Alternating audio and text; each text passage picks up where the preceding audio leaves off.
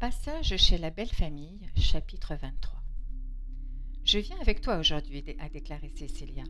Elle se tenait au pied du lit et la lumière du matin la recouvrait comme une aura scintillante et chatoyante. Nous allons au pont des Brumes, la frontière entre Télos et ses environs et l'énorme pays de la 5e dimension. Tu es allé à Shambhala. Eh bien, très brièvement en effet, lui répondis-je. J'aimerais en voir plus. Tu le feras, mon chéri.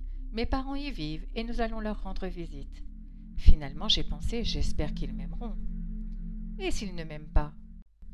Alors ils décideront notre union de l'amour. Mais cela n'arrivera pas.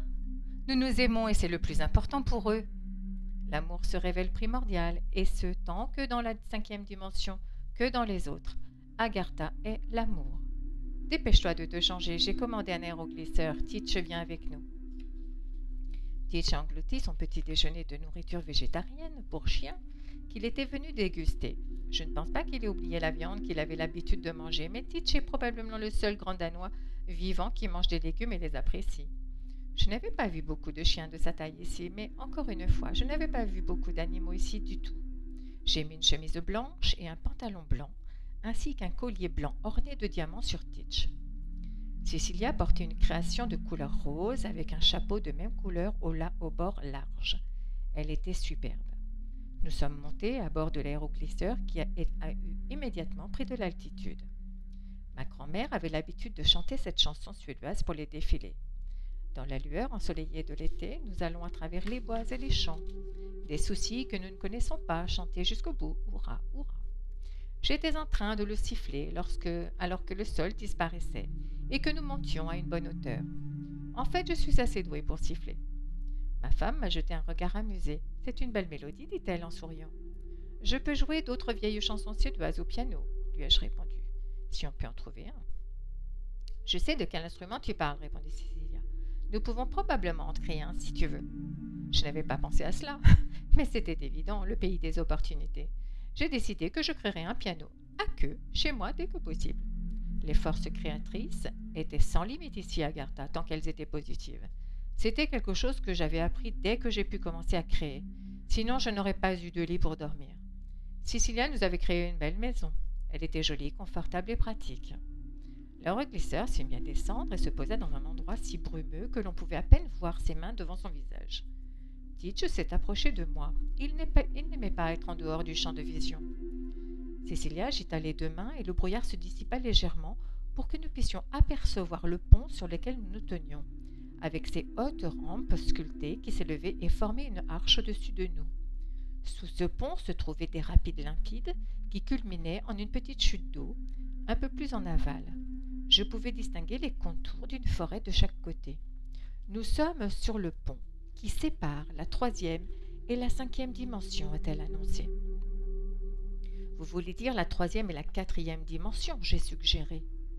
Non, je veux dire la 3e et la 5e. La 4e n'existe pas ici, a-t-elle répondu. Cela m'a paru bien étrange, mais j'ai laissé tomber pour l'instant. Je n'avais pas réalisé que j'allais bientôt en savoir plus. Le pont des Brumes nous mouilla les pieds et nous enveloppa de brouillard, mais d'une drôle de manière. C'était merveilleux. J'avais l'impression que c'était le début de quelque chose d'incroyable. L'air épais n'était pas aussi humide et proche que le nom du pont l'indiquait. C'était comme si la brume faisait partie de nous, un charme magique, une illusion créée au moment où nous traversions. C'était un long pont et lorsque nos pieds glissaient sur les planches mouillées, l'air autour de nous s'allégeait. Nous nous tenions la main pour ne pas glisser. Teach était juste à côté de moi avec une courte avance. Soudain, comme si quelqu'un avait remonté un store ou que le rideau se levait au théâtre, la brume a disparu et il y avait une superbe vue. Nous n'étions plus sur le pont, mais au-dessus de graviers dorés scintillant sous le soleil et rayonnant sur la magnifique ville de Shambhala. J'ai reconnu les tours et les pinacles s'élevant vers la lumière qui jaillissait des pierres précieuses utilisées pour construire la ville. C'était si beau que j'en ai eu les larmes aux yeux, et je n'aime même pas la ville en général. Ma femme m'a couvert les yeux avec ses mains et m'a caressé la tête en marmonnant quelque chose. Une autre étrange transformation se produisit. L'air était plein de sons. Je voyais des gens séduisants et pétillants qui se déplaçaient avec nous sur la même route dorée et je les entendais se parler dans un autre langage. Beaucoup étaient accompagnés de leurs animaux domestiques et ils regardaient et souriaient à Teach qui ne grognait pas, mais les regardait en retour d'un air légèrement suspicieux. C'était aussi animé que n'importe quelle ville, mais c'était agréable et paisible.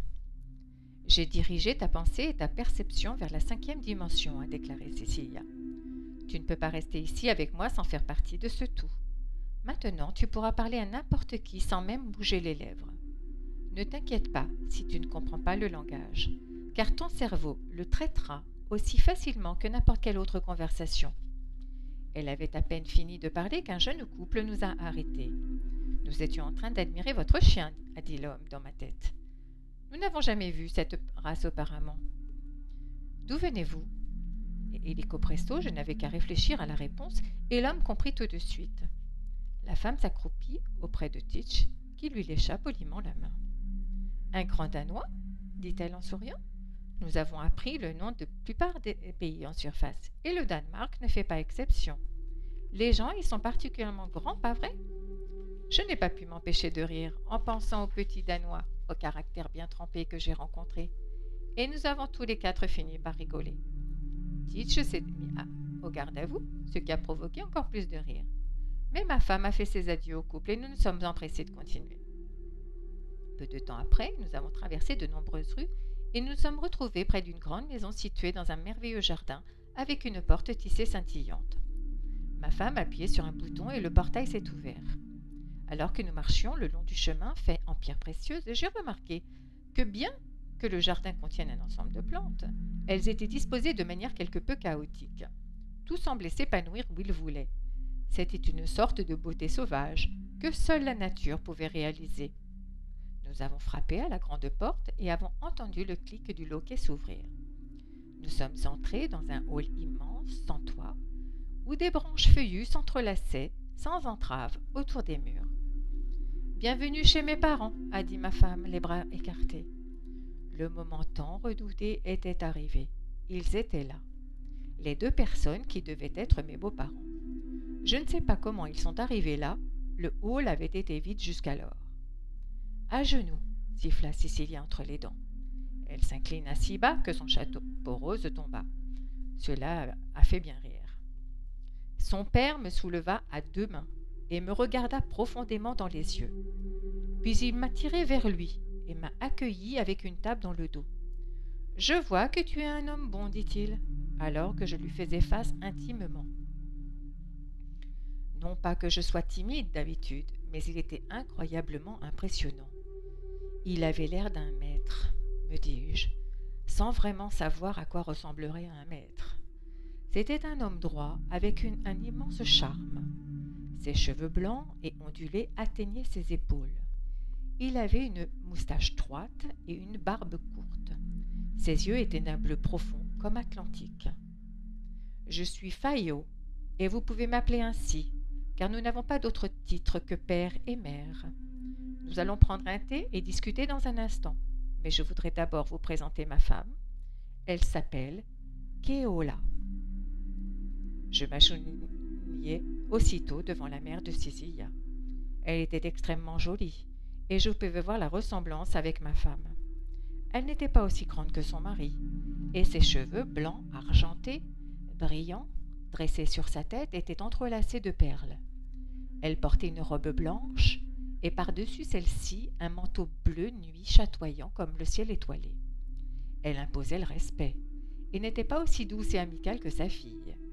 Cette dame austère me regardait droit dans les yeux et me disait « J'espère que tu combleras notre désir d'avoir un gendre aimant et dévoué.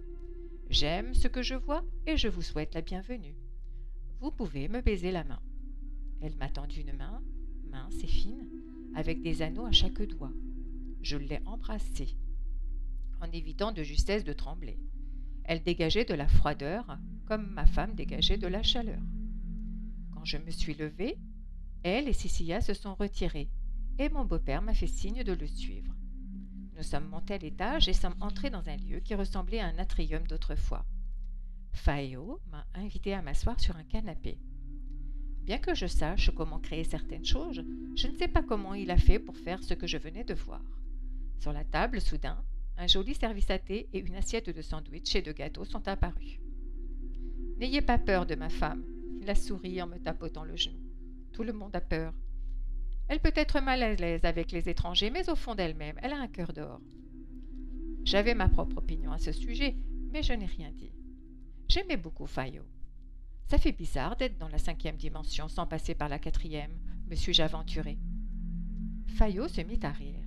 « Cecilia ne t'a pas expliqué, Tim ?» a-t-il demandé. « Elle aurait dû, mais peut-être qu'elle n'a pas trouvé les bons mots. Vous connaissez déjà notre religion ici. Nous partageons tous la même croyance, sans exception. Je dois tenir compte de la surface dans ma réponse. Vous savez qu'il va y avoir une énorme transformation. Les 3 dimensions englobent la hauteur, la largeur et la profondeur. Si nous ajoutons du temps à ces 3 dimensions, nous arrivons à la 4e dimension, où nous pouvons considérer le temps de l'extérieur. Inconsciemment, et c'est important, les gens à la surface passent de la 4e à la 5e dimension où règne la pleine conscience. Cela explique en grande partie la confusion actuelle des gens. Le stress, les décisions curieuses, le temps qui s'écoule, le karma qui est immédiatement équilibré, etc. Le plus étrange de tout, c'est que les habitants de la surface ont la possibilité de passer directement de la 3e à la 5e dimension. Ils sont émergés depuis 13 000 ans dans la 3e dimension, manipulés par les Anunnaki. Les cloches de la liberté sonnent pour eux maintenant. Le temps de la réincarnation est passé et la vie fera partie du tout. Selon la légende, les Anunnaki étaient un groupe de dieux sumériens et babyloniens de la planète Nibiru. Leur chef s'appelait Anu. Il était avide de pouvoir et voulait diriger la Terre. Il avait l'intention de réduire en esclavage la population existante et y est parvenu au-delà de toute attente, l'esclavage durant des millions d'années. Il a contrôlé l'humanité et a réussi à vaincre les gens qu'il était leur dieu. Les forces obscures, à ses ordres, ont agi comme des esclaves, et la terre florissante et aimante, créée au départ par un dieu, bien différent, a été affaiblie par sa tyrannie. Il a empêché d'éminents inventeurs comme Tesla et Morey d'achever leurs inventions en les détruisant. Il a exercé un contrôle total sur tout développement indésirable qui menaçait son pouvoir. Jusqu'à récemment, les gens ignoraient son existence et son influence. Ce n'est que maintenant que le voile des ténèbres se déchire et que la lumière pénètre enfin. Dans la 3e dimension, que nous voulons qu'il quitte, il y a des énergies opposées comme le bien et le mal, l'amour et la haine, la joie et le chagrin, et surtout la vie et la mort. Dans les dimensions supérieures, ces énergies n'existent pas. Votre ego contrôlant ne domine plus votre monde. Au lieu de cela, le soi supérieur prend le dessus, et la création et l'unité dominent en chacun. En bref, la 4e dimension est le plan astral, peuplé de fantômes et de spectres. J'ai été bouleversée. J'ai presque réussi à dire merci, et mon beau-père a souri avec indulgence. Pour ceux qui ont vécu en surface la majeure partie de leur vie, c'est une étrange nouvelle, alors qu'ici nous en sommes conscients depuis l'enfance. Nous devons être capables d'expliquer aux terriens où ils se trouvent lorsqu'ils arrivent ici. Ils peuvent tout oublier de la 4e dimension. Il y a un certain type de clientèle et certains terriens peuvent choisir de s'y installer. C'est leur affaire. Il y a encore du libre arbitre sur Terre. Nous aiderons ceux qui le souhaitent. Nous prenons en compte le choix de l'individu. C'est un sacré travail, lui dis-je.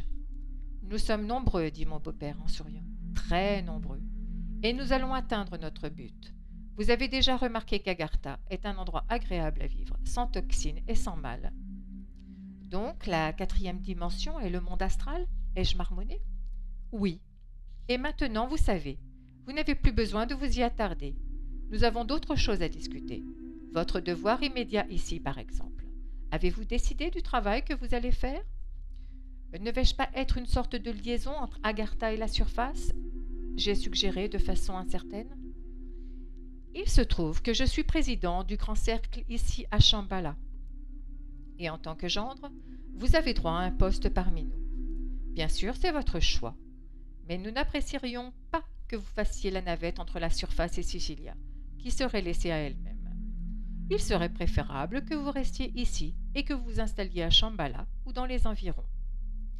En quoi consisterait ce travail, me suis-je demandé, en tremblant intérieurement. Devrais-je laisser grand-mère et mes amis à Télos? N'avais-je pas déjà un travail là-bas avec Manoul? Comme vous connaissez bien la surface de la Terre, ses habitants, son histoire et ses pays, votre mission ici serait d'être l'ambassadeur de la Terre, comme vous l'appelez. Vous participeriez à tout ce qui concerne la Terre. Qu'en pensez-vous? Cela ressemble à ce que Manoul a suggéré récemment. Mais sans les voyages incessants, ai-je crié de joie. J'accepte sans hésitation. Alors tout est arrangé. Mon beau-père m'a tapoté l'épaule avec joie. Cela signifie que vous n'avez pas besoin de voyager à la surface, du moins seulement de temps en temps. Vous pouvez vivre où vous voulez, mais votre bureau sera naturellement à Télos, car les habitants de la surface ont tendance à y arriver les premiers. Il y aura des problèmes à résoudre. Vous interrogerez des terriens et évaluerez leur aptitude à émigrer. Vous êtes le bienvenu pour avoir un assistant, car vous en aurez certainement besoin. Puis-je avoir Manoul? J'ai demandé avec empressement, et mon beau-père a tout de suite accepté. Je suis en voyage d'études en ce moment même, ai-je poursuivi. Que devrions-nous faire à ce sujet? Continuez. Vous devez apprendre le plus possible, a répondu Fayot. Ensuite, nous vous initierons à la 5e dimension. C'est une condition indispensable pour ce genre de travail. Bonjour, mesdames. Ma belle-mère et ma femme sont apparues soudainement de nulle part. Elles étaient toutes les deux très joyeuses, et j'ai remarqué que le rire de ma belle-mère résonnait aussi joyeusement que celui de ma femme. Elle est venue et m'a enfin serrée dans ses bras. « Nous devons rentrer chez nous, » a annoncé Célia, « car nous sommes sur le point de recevoir des VIP venant de la surface. Toi et moi devons accueillir le cardinal Remfort du Vatican. » L'aéroglisseur attendait à la porte, et nous nous sommes fait des adieux précipités. Tish semblait très soulagé de rentrer chez lui. Son charme n'avait pas été pleinement apprécié dans cet endroit.